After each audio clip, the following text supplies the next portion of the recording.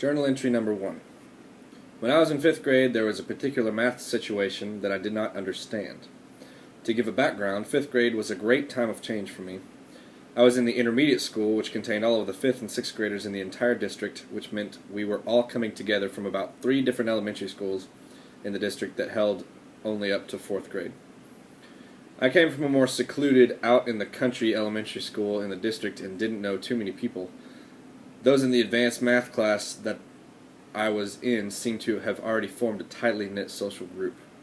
So when I was confused on the particular topic, and unless my recollection has been hyperbolized by time, I was the only one, I felt secluded, embarrassed, and helpless. This was very close to the beginning of the year, and I didn't feel prepared. I couldn't control the fact that I came from a different school. I couldn't control the fact that school didn't do as much as the others in terms that my school didn't do as much as the others in terms of math preparation, and I couldn't yet control the fact that I didn't know anyone socially. When I compared my own self-worth to that of the rest of the class, I came up short.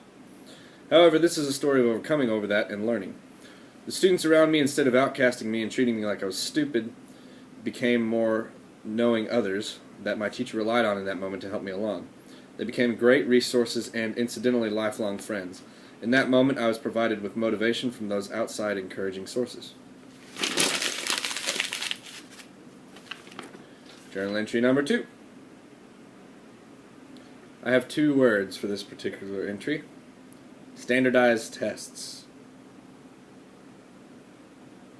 Every chance the state of Texas got, they were putting me through benchmarks, practice tests, and the dreaded scourge, tax. I always did stellar on these tests, but they were always miserable. Can you imagine the aftermath of a guy like me sitting through that many tests in 1 week? My brain almost went crazy. When the teachers were forced to force us to take benchmarks and practice tests so that the school would look good in the ratings, I grew to realize that this was not for me to learn, this was for me to perform. The only motivation that allowed me to continue and succeed was the stipulation that if I didn't pass, I would not move on to the next grade.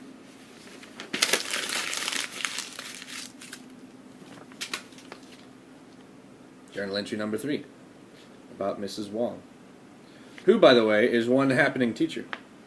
The first child she interacts with skyrockets straight up Maslow's hierarchy of needs, starting with the basic meal and moving on to the feeling of safety, a sense of belonging in the classroom, and the purpose that he gains by aiding a fellow student.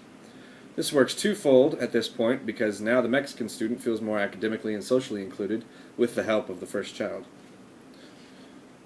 Moving on to the next child, Brandon, we see a discouraged student that is convinced that his academic self-worth is at an all-time low, as much of it seems to hinge on his perceived ability to write well. His motivation is at rock bottom until Mrs. Wong calmly comes to him to assure him, with hard evidence of a previous paper, that he is in fact a talented writer, thereby boosting his self-worth and engaging him further into the assignment. Mrs. Wong rewards what seems to be intrinsic motivation in the ADHD student with the extrinsic reward of a gold star after he is seen in the classroom working by himself after they had had a talk about it. And she works well to deflect the jealousy of another child with a promise of personal attention to her whenever she asks why I did not get a gold star. Kids these days.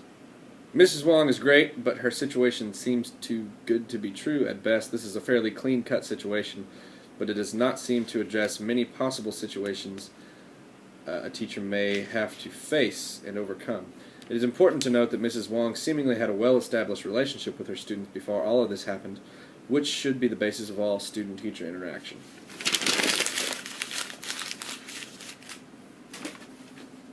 Journal entry number 4. A situation in which I felt exceptionally prepared is when I performed for my sophomore year juries, basically my final for my private lessons.